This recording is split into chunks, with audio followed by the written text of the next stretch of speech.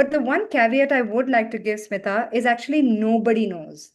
We all believe that somebody knows. There is this one wise doctor sitting somewhere, and if I could just find that one person, we will fix this and save this life. 14 to 24 of your age, you were trying to find him and your mother, but you did not meet him at all. We met twice actually in the course of that 10 years. We actually found them and lost them again. He's feeling that there is nobody can help him.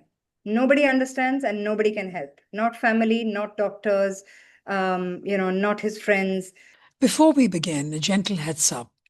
In today's episode, we're talking about something that's often hard to put into words: losing someone to suicide and its impact on families. Our aim isn't to find quick answers, but to understand what might lead to such loss, what could be done differently, and how families begin to heal in the aftermath. Some parts of this conversation may be distressing or emotionally heavy. Please listen with care and take a break if you need to. If you or someone you know is struggling, support is available. You'll find a list of helplines and resources in the show notes. Welcome back, Neha. This is my second interview with Neha Kirpal. Neha has co-founded Amaha, now India's largest mental health service, as well as the India Mental Health Alliance. Neha has been a lifelong caregiver to a parent living with schizophrenia, and she's also a sibling suicide loss survivor. Just recently, Neha released her first book, Homecoming: Mental Health Journeys, of sharing powerful personal stories of navigating mental illness, recovery, and finding wholeness. As you can see, I've just got my copy, and I look forward very much to reading it. I've literally got it in my hands this morning. In the last episode, we talked about Neha as a caregiver and how she has learnt and grown with these experiences. I remember, talks to us about phases in her life. She says there's phase 1, phase 2, phase 3, 4, and phase 4. And if you have not heard the first interview with Neha, I suggest after hearing this, you can go back and listen to that. But throughout that interview, and I said that to Neha after we stopped recording, and I'm now saying it for our listeners as well, I knew that we had another extremely important subject to discuss. In fact, the phrase I said to Neha is, right through our interview, there was your brother sitting on my right. I felt he was on my right. And he was sitting there and say, when are you going to talk about me, madams? There you are talking to each other about caring and your mum and so on. But you're not bringing me into the conversation. And I felt that he needed more respect than that. I needed for him to be there and you to be there and for us to learn about your brother and about suicide in by itself rather than bringing in any other conversation. So I'm thankful, Neha, that you've offered to speak with me again today, because today we're talking about something that's actually very hard to put into words: losing someone to suicide. And and I want to just point out that our aim isn't to find quick answers. That isn't the point of this interview. But it's about trying to understand how Neha learned from it and what we can learn from it. Um, because I'm sure there are listeners who are amongst us who have lost family members to suicide. But before we even go into that, Neha, what is your brother's name? Arjun, Arjun Kirpal. Arjun Kirpal. And when did he die? It's been now 5 years that he passed at the age of 38. Yeah.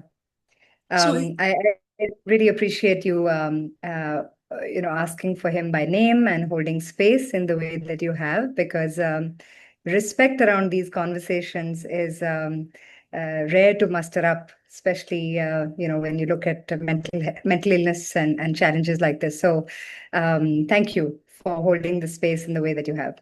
no, thank you, Neha. We're all learning from this. But tell us about Arjun. So, for those of you who had the first interview, I know, Neha, and I'm afraid if you haven't heard it, I'm giving something away from the last episode, that when you were 5, Arjun and your mother moved away for a few years. Is that correct, or have I misunderstood that? Well, my mother's schizophrenia started, the symptoms started at about that age for me. But it was only about 5, 7 years later that the struggles became greater across the paranoia and delusions and several challenges, which also resulted in a 10-year period of homelessness and being away and the fear of persecution, which is really the illness. But my mother did take my younger brother with her. He's 2 years younger. And so he actually spent from the ages of 12 to 22 across the country in various settings, often not without very much money and a stable place to live. And having embodied some of the fears that my mother had with her mental illness, and not really having any other influences. He was unfortunately out of school and without peers. And so all the usual growing up support systems were missing in his context. Yeah, so that's a little bit about his early life and Because that's important. what shaped. I wanted to know about you and your relationship with your brother. You're only 2 years apart, and then of course, uh, what happened after. So which is why I was going back sort of to the beginning. So you're 2 years apart, and you are the older by 2 years. And so when you were kids, when you were little, you were playing together. Were you close, or were you always fighting? Tell us. We want to know, Arjun. In the early years, I mean, he was a very naughty, carefree, mischievous child who was always up for an adventure and risk-taking. And I was always being told to run after him and bring him back from here and there. So we were very close. We used to hang out a lot. We used to fight even more. And As siblings do. it was a wonderful early few years that I can remember until things started becoming complicated. And, those things don't become as ugly and as complicated right in the beginning, and so it was a slow burn, so to say. And so there were travels and trips and family functions and festivals, and we used to celebrate Holi together and throw water balloons on people and light a bonfire on Lodi. And so, yeah, there was a lot of those moments as well, alongside some of the disruption that comes with mental illness at home. Hmm. And then you met, so you did not meet him from give or take his age. So he's 12, you're 14. From 14 to 24 of your age, you were trying to find him and your mother, but you did not meet him at all. So let's just focus on your brother for this conversation. And Yeah, you we met twice actually in the course of that 10 years. We actually found them and lost them again twice oh, in that period. And this is the thing about dealing with something that is so difficult as a condition, and the fact that society, community, even the police and the law system doesn't fully understand and internalize it. That we kept finding them and we kept losing them because there wasn't the understanding and the support and the vigilance that we needed. And really, the pursuit was to make sure that they're safe. My father and I would really be touring the country, trying to make contact with relatives, use the police networks, use the legal framework. But unfortunately, we weren't really able to do much until finally, 10 years later, actually pretty much on the same date. I mean, it was the 21st of April, 2004, that they made contact, my brother, when he had my mother in a hospital in Nepal, actually. 10 years to the same date that they had left first. And when they left, my mom left with both of us. But I actually came back home to my dad, thinking, I'm gonna just go sort this out tomorrow. And well, 10 years passed. So that's a little bit of that backstory. Yeah. right, which I think is contextual. Um, and so you met again after 10 years, properly, regularly. And then did he move back home with both of you? Well, so, home, as ironic as it is, because this book is called Homecoming, and in a way, it's also a tribute. It was released soon after my brother's fifth death anniversary this year. And it's a bit of a tribute to him also from my side, because coming back home was always his dream and his thing. And but also home meant family and meant the four of us: mother, father, brother, sister. And but of course, by the time he came back, it was a different life. Of course, my mother had to be in hospital for the next few years, dealing with the schizophrenia. Having been untreated and undiagnosed for 20 years, there was a lot of work to be done. She's very stable and healthy now, as you know, and enjoys her granddaughter. But my brother did come back to the same family home where we grew up, in Defense Colony in Delhi, actually, which is near our school and our family, friends, and so on. But everything had changed. I had sort of moved on and started work, and then my own life. My father had been remarried since, and had his own life, and my mother was in hospital. So my brother found himself alone in that setting, and reconciling with that on the one hand was quite hard for him, because his childhood dream, he realized, would never necessarily happen again.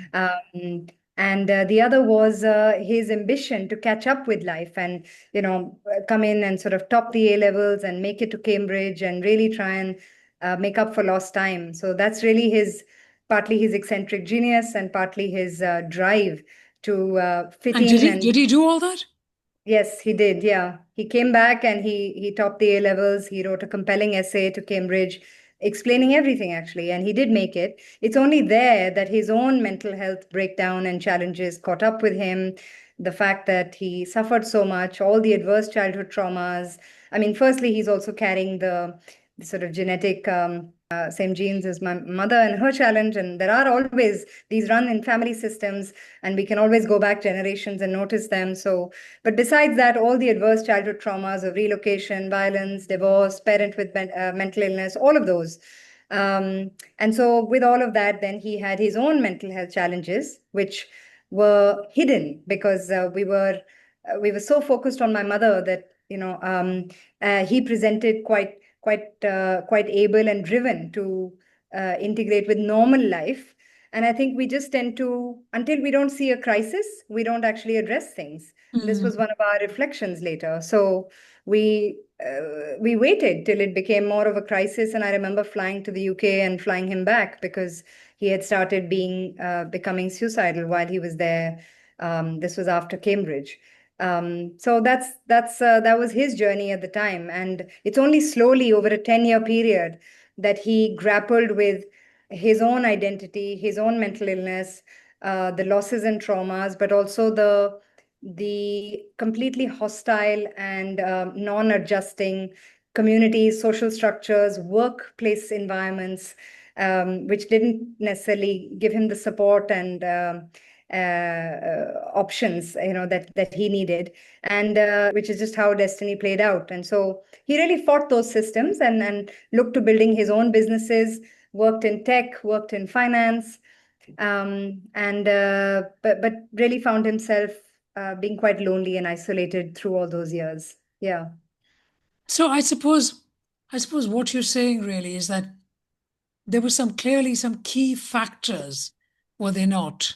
If we look back with the benefit of hindsight, that was already happening beneath the surface. I mean, you talked in our last interview about your being a carer, but your brother was also a carer, and he was 12 years old when he was whisked away and traveling the length and breadth of not just India but even outside of India.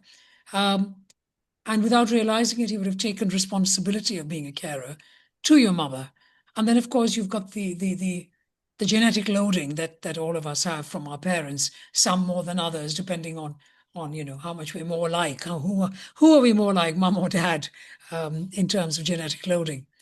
But so from that perspective, what do you think was happening beneath the surface that could have contributed to it kind of unfolding in this way?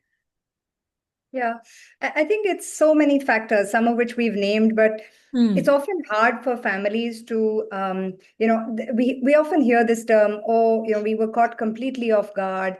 We had no idea this is happening. We didn't see the signs and symptoms or the lead up.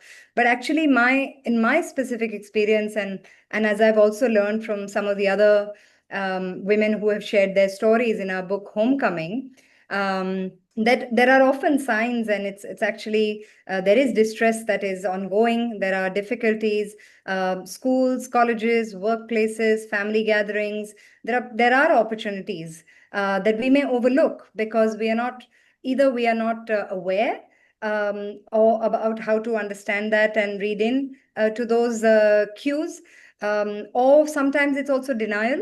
It's quite hard to proactively initiate a conversation around this and ask, are you okay? And especially conversations around self-harm and suicidality. I mean, there are phases to this also. In the initial phase, someone might think about it and not act on it at all, but think about it. In another phase, they may talk about it. In another phase, they might think about how they might do that. And in another phase, they may actually consider implementing it. Oftentimes, we know that, I mean, just to say, firstly, that India has a third of the world's suicide, depression, and addictions, and suicide is the largest cause of death in the 15 to 29 age. Now, often people look at it as a one-off event that happened, and but it's not like that. Many times there are multiple events over months and years, as also shared by some of the other contributors in the book, who have either themselves attempted suicide, self-harm, and suicide attempts, or they have been caregivers to others. But So let's recognize this is an ongoing thing. Is all I wanted to no, say. I appreciate that, but I want to just talk briefly, if I may. This might be very hard for you, Neha, but I would like to ask you, when you heard, how did you hear? And when you heard, how did you feel? I mean, was Yeah, it a phone call? Did you wake up? Did you find him? I don't want, I'm not trying to be a voyeur here. What I'm yeah, trying to understand is your emotions and feelings. Because with hindsight, we can always say, we obviously saw this was coming. But yeah. at that moment, if you could just take us with you and help us understand you at the time. Yeah, thank you. And again, not everyone's case is so over so many years, and therefore the signs in my case were very visible and obvious. But in some cases, it is a surprise as well. So I don't mean to take away from that, um, but it is different and so unique, and people's understanding of that is therefore can't be generalized. I think for us, really, when they came back, we were so focused on my mother. She was in and out of hospital for 4 or 5 years. My brother set off to build his life. He was actually quite resentful and angry with me in those years because he felt like I had a lot of opportunities and stability that he didn't. And by then I was an entrepreneur, and I was actually working on the art world at the time, and just in a sense, there was a big discrepancy in our worlds at that time, and so it was a very difficult period for him where he felt he was alone and he had to prove himself. And in a way, he felt that, it was an ask of the world and of us to support him in that. And so that's how we were showing up. Then we moved on to realizing that actually he's finding it very difficult to cope. And, whether it was at Cambridge where he decided that he doesn't want to go for classes. Some of his own, the labels that he carried over the years included everything from schizoaffective disorder, and similar to my mother, to personality disorders, to depression, to suicidality. So somewhere across all of those labels was a young man now who didn't want to go to class because he felt his professors were not good enough, felt that a lot of his bosses and colleagues didn't understand him, and at some point then was so angry and resentful that he surrendered to care. He wanted doctors and healthcare professionals to come in. So that's when he sort of turned to me and almost like saying, okay, now come on, you're working in mental health, now fix this problem. And we really tried. We tried many things in many ways, and whether it was different kinds of modalities or different kind of doctors or different approaches. But I think in his case, I would say it was too little treatment, too late when it finally happened.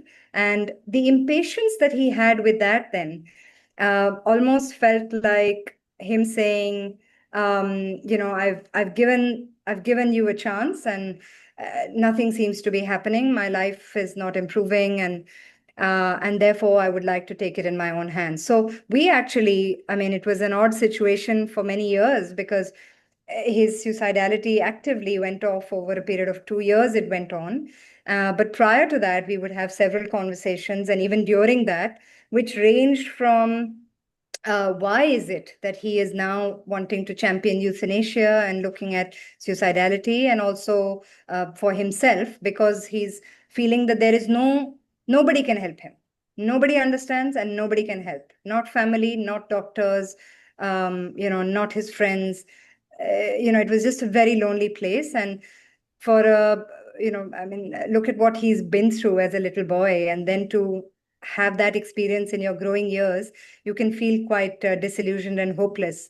I know in other family contexts, it might be around job loss or earning challenges or livelihood, various things like that impact, but these were his challenges. So even though he had no need to work for the rest of his life, if he wanted, he had enough support financially and a place to stay. So he wasn't on the street at all. And we all tried in various ways, but it was just, it fell short. I think we didn't try together enough.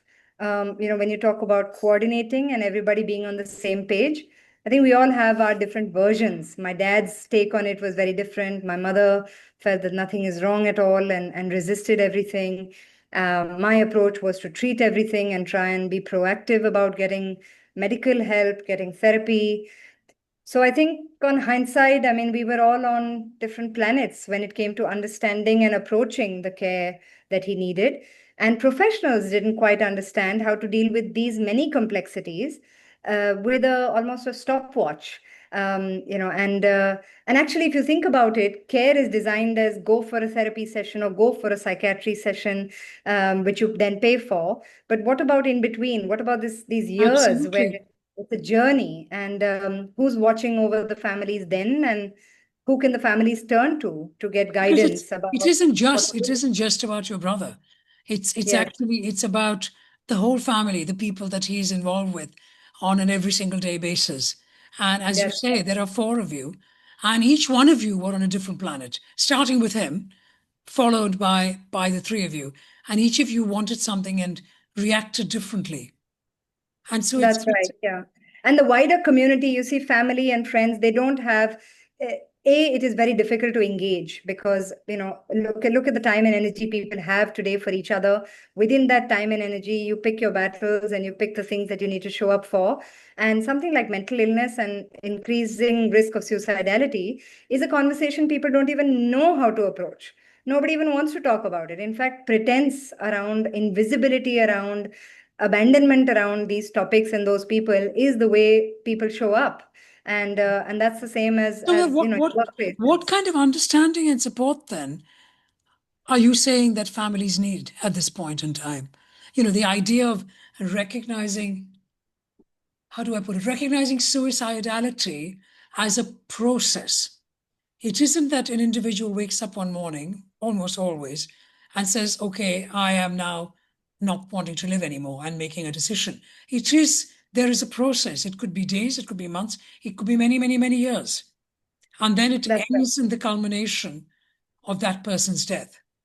And so for us, the family, what kinds of understanding and support do we need to Yeah, recognize the process I'm talking about, not the after?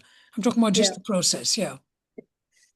I don't know. I mean, firstly, everyone's understanding and circumstances are different, and it's not one size fits all. Secondly, I'm not looking at it as a biomedical expert. I'm surrounded by psychiatrists and therapists in our organization, Amaha, and also Children First.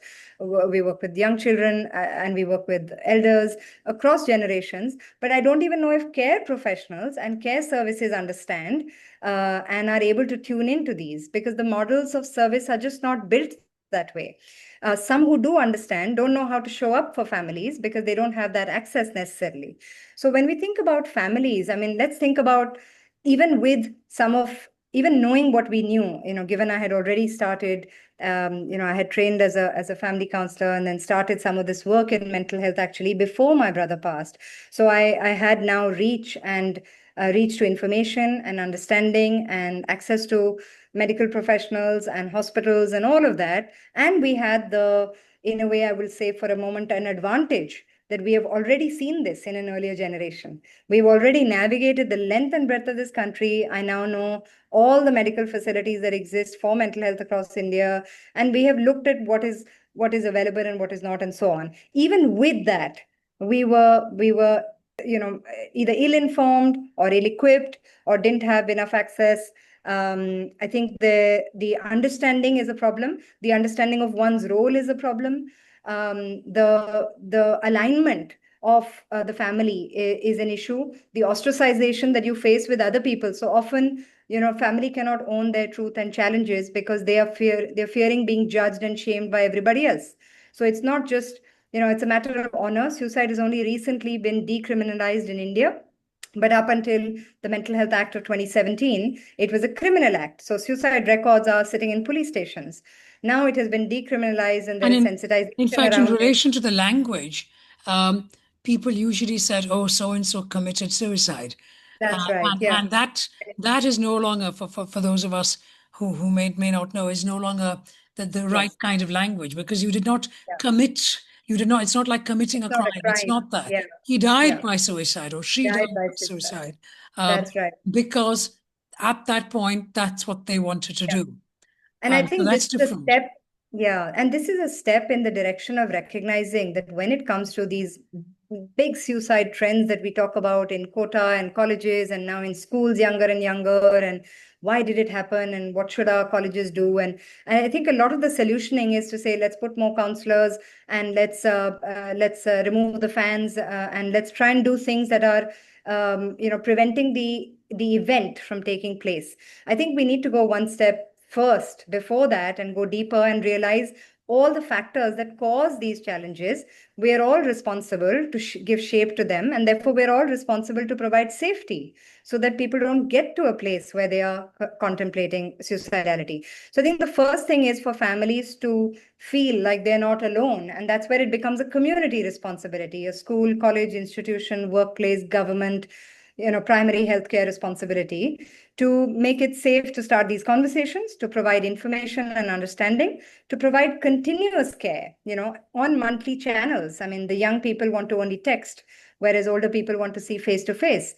People want to talk about their problems only in their local languages and not necessarily only in Of English, course. for example. Now, how do we make mental health services accessible, responsive, and personalized to the needs of families is the thing that we think about at Amaha and Children First and India Mental Health Alliance. But how for families, the challenges really are that when these things are happening, and they're normally happening in the middle of the night where there is no helpline and there is nobody to call and nobody's going to understand. And then in those situations, how do you navigate that? And let's also recognize that, while you may have one person who is suicidal in the family, but the rest of life needs to still go on. In my case, I continue to be a parent, I continue to be an entrepreneur. All of those realities don't just end. And so it's actually quite hard for families because that's not the only thing they're dealing with. And so prioritization, recognizing their own burnout and challenge with it, sometimes people just give up. And sometimes there's no judgment on that because actually in certain situations, it's so hard to keep up with it that and there are so many other people who are suffering in the mix.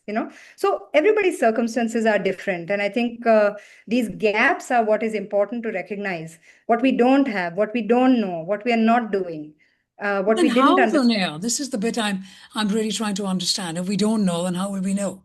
Very simply Yeah, put. So, yeah, because you've been very brave, and I want to acknowledge that one more time, because it's still fresh. You're still grieving, obviously. And you will for the rest of your life, I imagine, or grieving for the loss of that friendship, the relationship, your brother, and so on.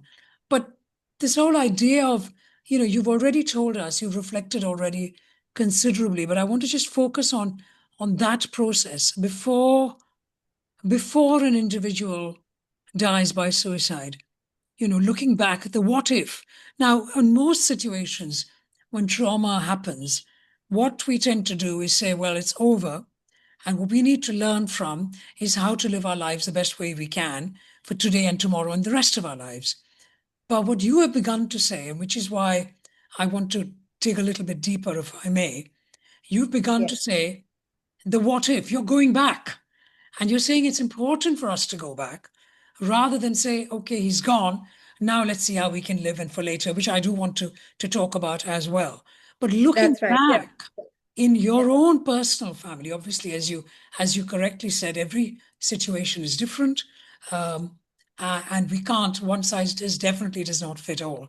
But looking Yeah. back, what could have been done differently in your family, amongst your friends or your institutions or your professionals, whoever they were, um, That's could yeah. have been done better to support your brother? That's what I'd like to Yeah. know. Yeah. And I can share some tangible examples around Please, that. I do think that please. besides grieving and going through one's own healing journey, these reflections are important. They serve others if even one life gets saved. In fact, I went to my mother and brother's psychiatrist after he passed, and I said, he was born and he died 38 years later and suffered all along. What was the purpose of this life? And he told me, and now we work together. He's on our steering council at the India Mental Health Alliance. But he told me that, he told our story to another family that had lost their family members. And after hearing that, those people went and found them and they're rehabilitated, married, and with a kid and so on. And so even if one life gets impacted. So my first belief is that we all know that mental illness and suicidality is very, very common, much more common than we would consider.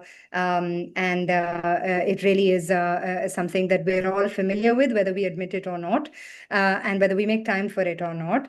The other is that it actually, in our case, we realize that, some of the challenges which others might also relate to is that doctors don't talk to each other. Old doctors and new doctors don't necessarily talk to each other, so the Good. collaborative care planning doesn't happen. The historical context is often lost. The therapist and the psychiatrist may not work together, so the medication management and the therapeutic intervention might actually be happening on two different diagnoses and labels, because often there are comorbidities and different understandings. And so, it's all sort of subjective and open to interpretation.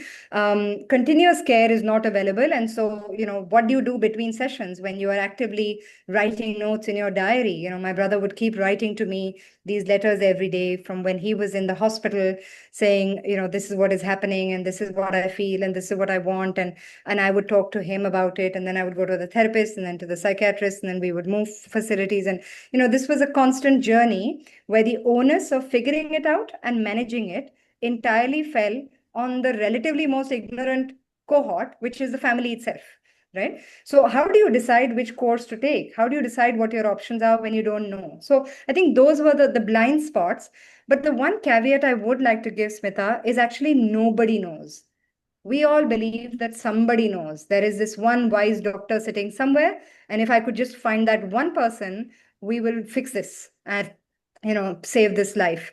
Actually, what I have realized, having now worked with over 500 mental health professionals across the country in so many languages, and now we work globally as well, is that nobody really knows. There isn't a silver bullet, because the biopsychosocial factors, so many things go into each suicidality, family suffering, that you don't really know what are the attributing factors, and therefore what all you need to treat and care for and support, and how therefore to do it.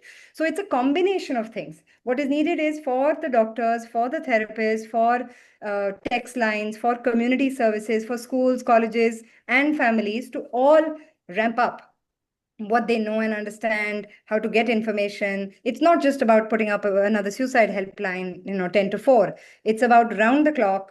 How do you make sure that there is a preventative lens and an understanding that is built? So with that, I mean, some of our other technical challenges were that, when families are split, when I gave you the example, my father was remarried, my mother herself was on a mental health journey, I was dealing with my own life and single parenthood.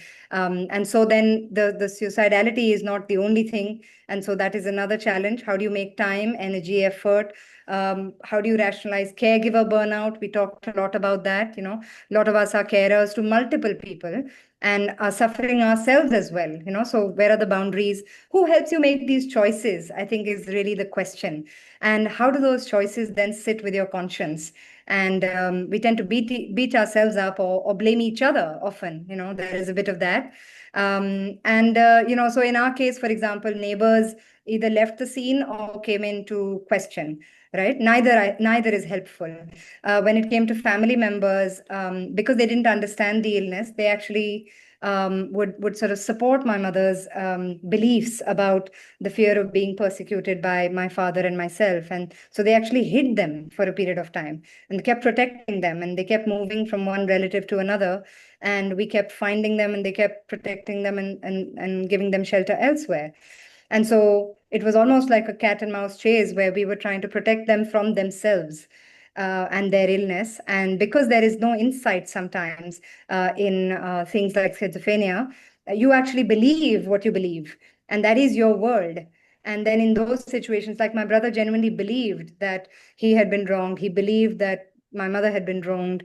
And similarly, he believed that the world is a hostile place. And so we had to, we had to navigate a lot of those things. So these are some of the examples that I would like to share. It's also about being in hospital settings. I mean, the last 5 months, he was in a hospital during COVID.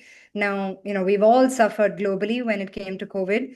The number of mental health related deaths, but also physical health related deaths, and the grief and trauma with that, it's just been devastating. Now, how are we all processing that, and sitting across different geographies and settings? So I think for my brother, during COVID, 5 months, he was in hospital, and every day it was a question of whether we should bring him back home. And I think all we knew is that if we bring him home, he's definitely going to pass away. And so sometimes it became a choice between treating someone or leaving someone be, knowing that they may not make it. And sometimes there is also another choice, which is to realize that, and this is a choice, and it's a tricky thing to say, Smita, but I'll say it anyways.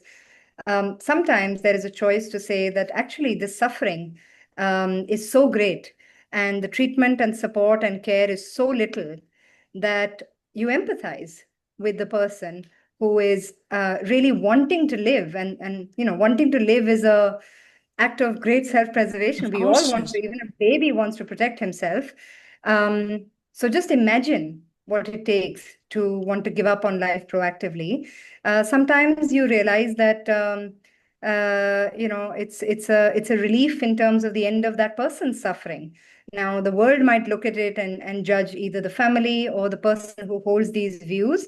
But I'd just like to say to any carers out there, Thank you. completely understand if people felt that actually the suffering is over. We will take the hit as the family that didn't make it work, or the family that couldn't protect him. But actually, we have relief that he's not suffering He's not anymore. suffering anymore. It's sad and disappointing because lives really should not be lost. Care must be organizing itself to be more available and accessible when it's most needed. Families must be more educated, and we can have all of these musts and shoulds, but the reality of it is that when one person is going through that, then the whole family is suffering. And so before we hold judgment, I think it's really important to Yeah, no, and thank you for keep that, the because whole family lens. we Yeah. often we often say that when we know of people who've had a very long and protracted illness of cancer or something, many, many, many years, and then they finally pass, almost all, with the odd exception, the family will say there was such a, of course we will miss them, but there is such a sense of relief that they are no longer suffering. And so why not also when someone is dying by suicide, what there too they are suffering, and we have to appreciate that. So then, in the aftermath, Neha, how did your family begin to cope? Both you just knew Neha Kirpal, but also you and your mom and your dad, and perhaps his own, friend circle. I don't know how, what his family friend circle was Yeah. like. How did you Yeah. all make sense, even though you had been given warning, even though there was a sense of relief, um, that your lovely, loved brother was no longer suffering, you'd have had to make sense of what happened. So, how do Yeah. you find meaning, and how do you start rebuilding your life? Yeah. Yeah, I mean, there are so many emotions at that time. There's guilt, there's grief, there is pain, there's a lot of self-doubt. I could have done more. I should have done this. I should have picked up that call. I should have, we all beat each other up, and I did very much the same at so many levels. But at the same time, because my brother's, his first suicide attempt was actually 2 years prior, where he had sort of attempted that. And I think at that stage, he then went straight from there to NIMHANS with me to take on treatment at the, sort of very best institution in that sense that we believed. He went through electric shock treatments there for weeks. I stayed with him during that period. And he really wanted to throw himself at getting better and surrendered to mental health professionals. Again, it was disappointing because the coordination of care didn't really happen. The earlier psychiatrists and the new psychiatrists couldn't really talk, but we kind of went along with this. It gave him a few months of relief, and then when the symptoms started and the violence and different challenges started appearing for him is when he again started contemplating this. At that stage, we went into hospitalization to really try and prevent a crisis, but hopefully also treat the underlying illness that is causing the distress in the first place. And that's the challenge often, that we catch these mental illnesses so late and we do so little about it to begin with, that suicidality sometimes is just it's a shortcut that unfortunately it cuts short the care journey in some cases. So when this finally happened, on in September 5 years ago for my brother, I think for me it was a combination of I think the primary emotion at that point then really was relief, I will say, for the end of his suffering, because I had spent the last 2 or 3 years actively seeking mental health care and support and realizing that the way services are designed, the way care providers are, is just inadequate. It's not their fault, and it's not for lack of intention and commitment. It's just not possible. And I just couldn't see him suffer anymore. And I think the same feeling, it's the only thing that my father, mother, and myself all agreed on, is that we all had relief. And of course, we couldn't talk about it. Most families are unable to talk about it together. So grieving process is very different and isolating. Again, people don't know how to ask. And so you feel quite, you've lost someone. And as you go through the rituals, especially for us, it was during COVID. And very, very sort of alienating process. I think, just at those moments, sometimes I'm just going to use a crass word, but the logistics of it becomes so complicated. Police is involved almost always in these cases. Institutions are involved. Postmortems are done. COVID tests were done on even someone who's passed away because of the infection. So the logistics in those early days tend to take up the family's preoccupations. And then how do you explain yourself? What a matter of shame we feel, that this has happened, even if you saw it coming. And so often families are caught up in, how do I project this? And what can I say? And what is the narrative I put out? Should I say suicide? Should I not say suicide? What is the implication on the family? Maybe there's a daughter to be married. Maybe somebody else is getting a promotion. How will it impact my professional life if I admit this sort of dark side, so to say? Families go through all of these, and we did all of that. And I think my approach has been sort of to say, well, let's just talk about it and continue to talk about it and carry others along in that conversation. But it was a very difficult process. Actually, my family was very upset with me for taking this approach also. In a way, there was a sense of a feeling that I'm dishonoring my brother, or not really giving him the privacy that he may have wanted and needed. And I guess I would never know that now. But I just believe that this is my version and my approach and the way I've seen this. And so I think that must be shared, because the more we share, there are always stories that come back. Different bits resonate with different people. And certainly the feelings of self-doubt and grief are all very common. It's the months after that. And, we shouldn't think that, oh, it's 6 months, I should get back to work, or I should get on with my life, because this comes in waves. The grief comes in waves. The healing also comes in waves. And we have to be kind and gentle to that. And I think be as accepting and surrender. Surrender and acceptance is a big part of, I think, this journey But of the point accepting is, that. so many people talk about guilt, though, and I'm sure you know that, Neha. So many people I know personally as well, Mm, they say, oh, we could have done something, we could have stopped it. And the sense of being, powerless and mm, guilty that they did not mm. do enough. And, So, and Smita, both are true. The fact that we can all do more and do it sooner and do it better is absolutely 100% true. But the fact that regardless of what we do, and regardless of, whether it was with our fullest intention and knowledge and effort, even then it was inadequate or not in time or whatever is also equally true. So I think recognizing that we're human and we cannot actually control, we can't play God, we cannot control everything. Destiny has a role to play in terms of how people see their own life circumstances pan out. And and mental illness is not the only reason why people die by suicide. I mean, you have farmer suicides and you have all sorts of different circumstances that lead to that, dowry and other things, and ostracization and discrimination and gender identity issues, and various challenges that lead to these. It's not only mental health, but these sentiments are common. We have to rationalize, though, and we have to live with the fact in our own skin that sometimes we are powerless, and sometimes even the best of mental health professionals that I now know of and massively respect. I mean, I actually work with almost all the mental health professionals that have treated my mother and brother.